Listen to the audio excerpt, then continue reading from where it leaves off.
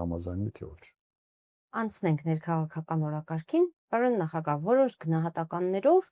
այսօր Նիկոլ Փաշինյանի դեմ խորհրդարանում անվստահության գործընթաց սկսելուն դեմ է մեկ Նիկոլ Փաշինյանը, մեկ էլ դուք։ Այսինքն ձեզ ներկայացվում է գործող իշխանության թիկունքը պահելու ուղիղ մեղադրանք։ Ինչու եք դեմ իմպիչմենթին։ Իսկ դուք վստահ եք, որ Նիկոլ Փաշինյանը դեմ է։ Ես որ եմ վստահ։ Այդպես են ներկայանում։ Ո՞վ է ներկայանում։ Որտեղ Նիկոլ Փաշինյանը ակնհայտ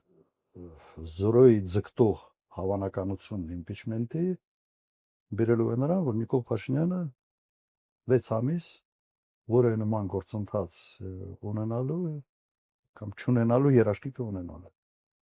Ես վստահ չեմ, որ դա ճիշտ է։ Ոչի քարոզիչներ կան, որ մտել են այս խնդրի մեջ,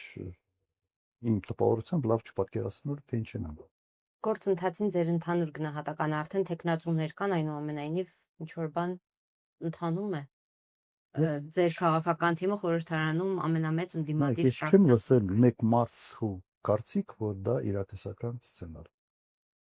Նույնիսկ նախաձեռնողները ասում են, հա ինչ ա եղել, փորձենք չլինի։ Անկամ տեխնացուն